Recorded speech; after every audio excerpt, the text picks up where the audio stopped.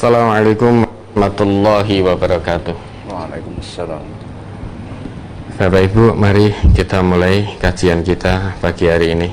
Bismillahirrahmanirrahim. Baik, Ustaz Ghazali, mungkin langsung saja ada yang ingin disampaikan, monggo. Ya, sudah ada beberapa pertanyaan dari minggu kemarin. Saya mau bertanya tentang sembelian. Di kalangan kami masih mengikuti kebanyakan dan umumnya, tapi saya ingin merubah dan mengikuti tuntunan dan belajar agama Islam yang benar. Di keluarga kami mulai belajar, tapi kalangan kami masih mengikuti umumnya, dan di kalangan kami orang yang tidak sholat pun kalau potong hewan yang penting sudah mengucapkan syahadat, katanya halal, Ustaz. Oh gitu, kata siapa?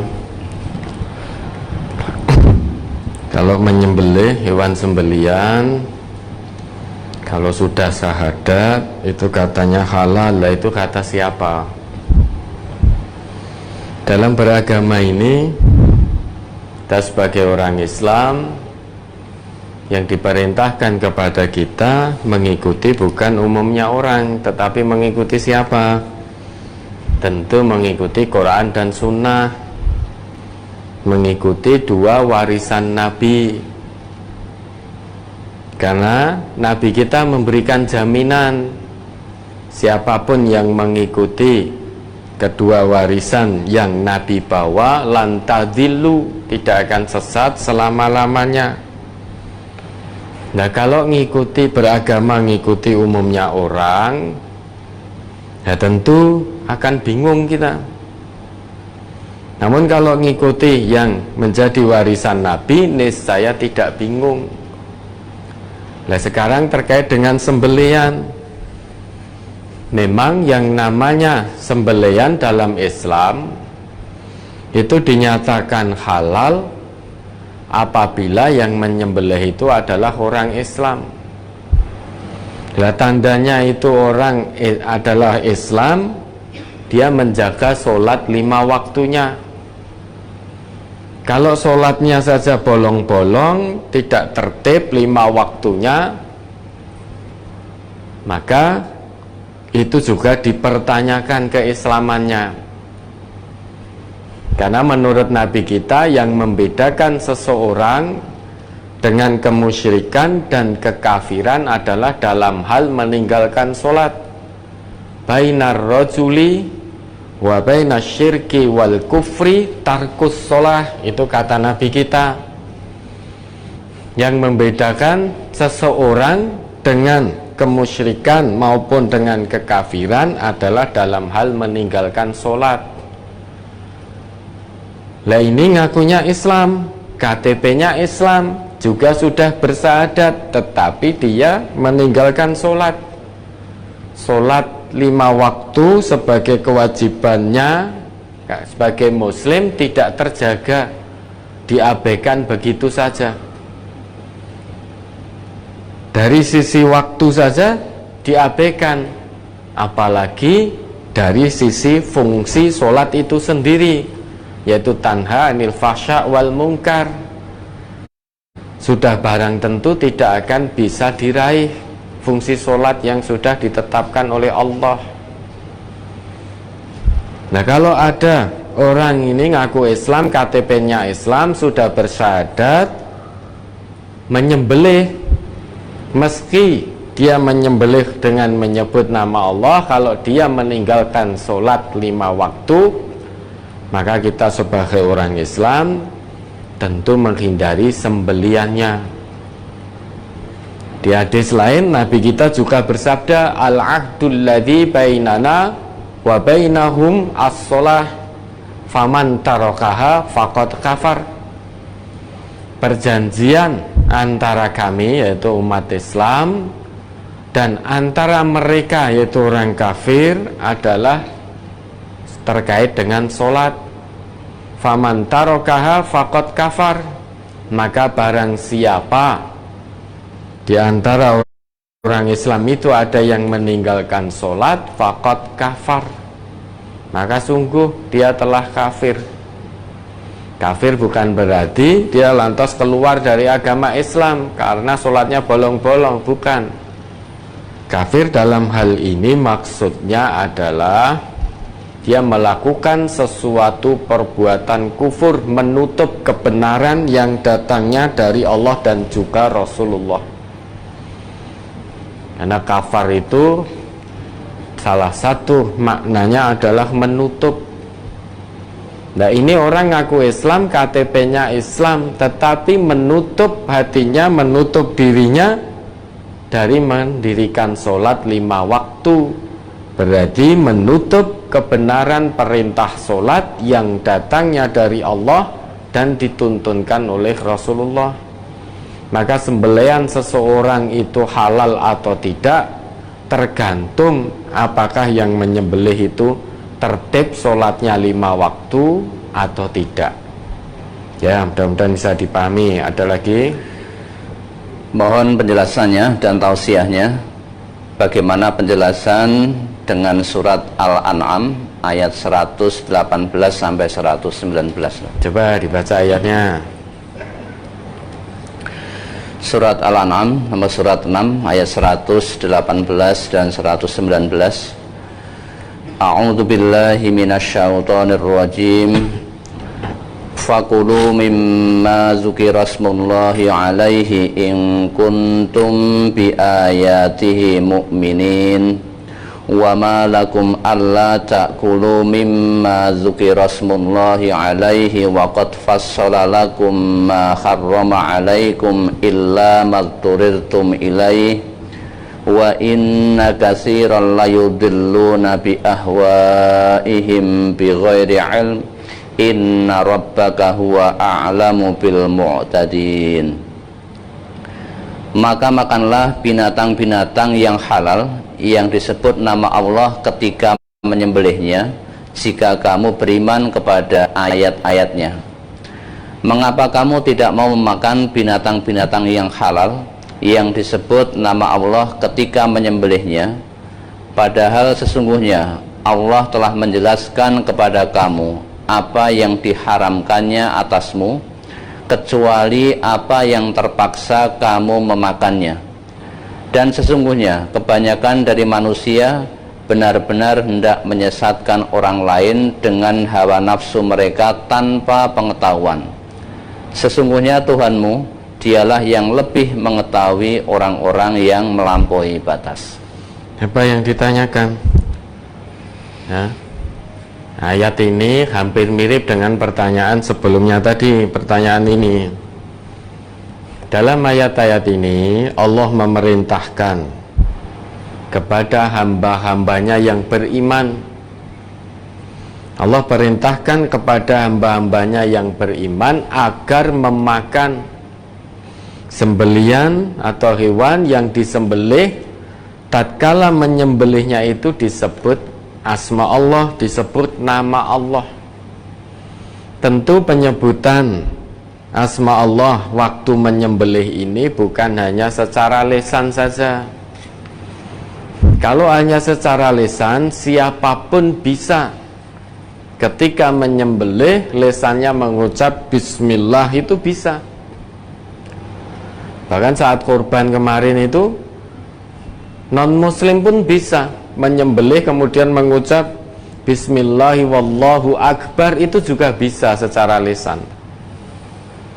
Tentu maksudnya tidak hanya sebatas di lisan, namun orang yang menyembelih ini betul-betul dia seorang muslim, jadi benar-benar menjalankan Islamnya, bukan hanya sebatas pengakuan di lisan. Kalau menyembelih hanya lisan saja, non muslim pun bisa mengucapkan bismillah saat ini. Maka tadi sudah dijelaskan bahwa sembelian itu halal atau tidak dalam Islam terkait dengan orang yang menyembelih. Kalau orang menyembelih, yang menyembelih itu muslim, taat, mendirikan sholat 5 waktu, maka sembelihannya halal. Namun kalau yang menyembelih tidak sholat, meski KTP-nya Islam, sembelihannya juga dipertanyakan. Bisa-bisa menjadi tidak halal, karena dia meninggalkan sholat.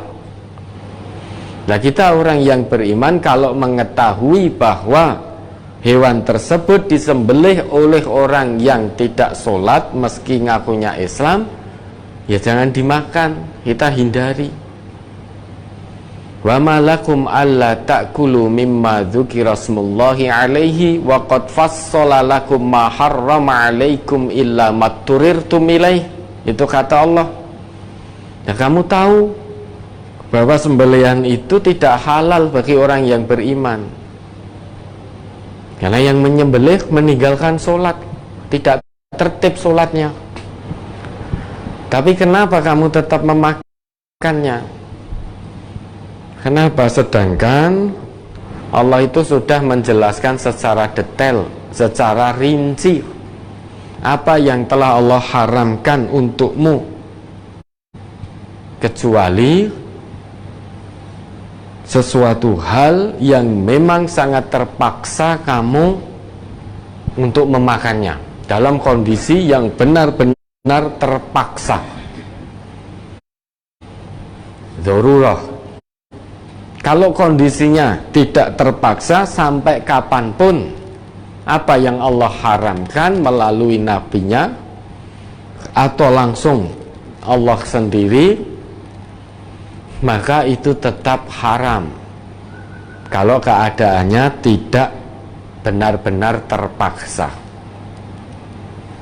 Nah, ayat ini memerintahkan kepada kita agar berusaha semaksimal mungkin untuk memakan binatang yang disembelih oleh orang Islam, disembelih oleh orang-orang yang mendirikan sholat 5 waktunya secara tertib. Sehingga ketika menyembelih pun hatinya muslim, lisannya mengucap bismillah, mengucap nama Allah, ya betul-betul mengucap nama Allah, bukan basa-basi, karena dorongan dari hatinya. Orang mukmin yang hakiki, muslim yang hakiki itu lisannya tidak menyelisihi hatinya, ya, hatinya tidak menyelisihi lisannya. Qalbul mu'min la yuwati'u lisanahu. Hati seorang mukmin itu tidak akan pernah menyelisihi lisannya. Walisanul mu'min la yuwati'u qalbahu. Lisan mukmin tidak menyelisih hatinya. Jadi ketika menyembelih bismillah itu ya betul-betul dorongan keimanan dari dalam hati, bukan hanya sebatas basa-basi. Ya, mudah-mudahan dipahami. Ada lagi? Apa hukumnya bila seorang muslim itu berpacaran? Kalau menurut Allah, dan nanti kalau kita terangkan hukumnya yang menurut Allah, menurut Rasulullah, kamu tetap tidak mau menerima, tidak mau menjalankan karena sudah asik dengan pacaran. Kalau menurut hukum Allah dan juga tuntunan Rasulullah, pacaran itu harus ditinggalkan. Orang Islam haram hukumnya berpacaran. Ini menurut Allah dan Rasul loh ya, bukan menurut saya. Nah, setelah dijawab jadi gelo, jadi kecewa karena saat ini sudah asik, sudah punya pacar. Hatinya bergejolak. Wah, ngerti ya ora takon. Setelah tanya, dijawab, menjadi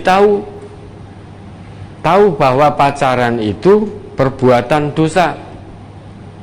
Namun untuk meninggalkan eman-eman, mong saat ini sedang asik dimabuk cinta, kesana kemari, dunia serasa milik berdua, yang lain ngontrak gitu.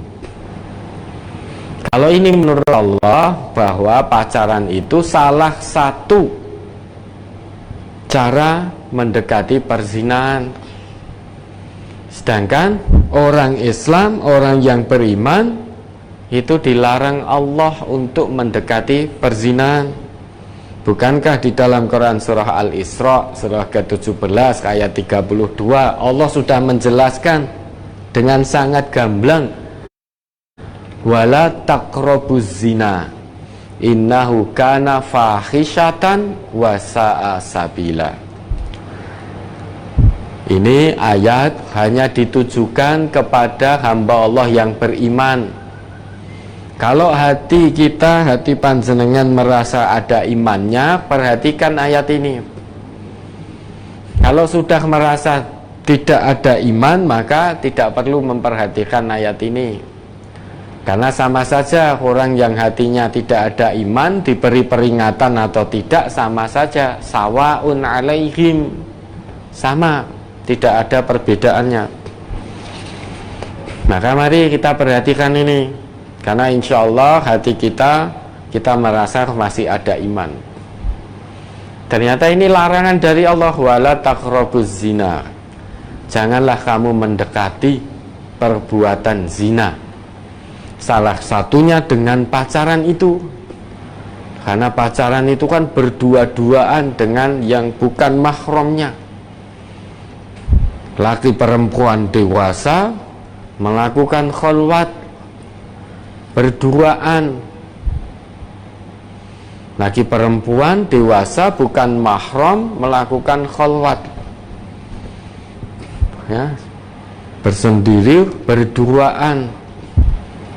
Nah, ini mendekati arah perzinaan, sedang zina itu dilarang oleh Allah. Mengapa? Innahu kana fahisyatan wa sa'a sabila. Karena sesungguhnya zina itu perbuatan keji. Karena zina ini perbuatan keji, kita mendekat saja tidak boleh, haram hukumnya, dilarang oleh Allah untuk mendekati perbuatan keji. Fahisyah itu perbuatan keji. Perbuatan keji itu secara sederhana bisa kita maknai, yaitu perbuatan maksiat kepada Allah yang madorotnya tidak hanya menimpa dirinya saja, namun juga menimpa orang lain. Zina itu madorotnya tidak menimpa pelakunya saja, juga menimpa orang lain, menimpa keluarganya, sehingga keluarganya malu. Belum lagi nanti kalau hamil, kemudian menimpa anak yang dikandungnya setelah dilahirkan, anaknya tidak boleh bernasab kepada bapaknya. Maka ini sungguh perbuatan yang sangat keji. Maka orang yang beriman mendekat saja tidak boleh, apalagi sampai melakukan. Jangan dikira mendekati zina meski tidak berzina itu tidak dosa, tetap dosa, dibenci oleh Allah, dilaknat oleh Allah. Termasuk juga pacaran ini. Nah, bagaimana sekarang pemuda itu, pemuda milenial ini, kalau tidak pacaran tidak keren.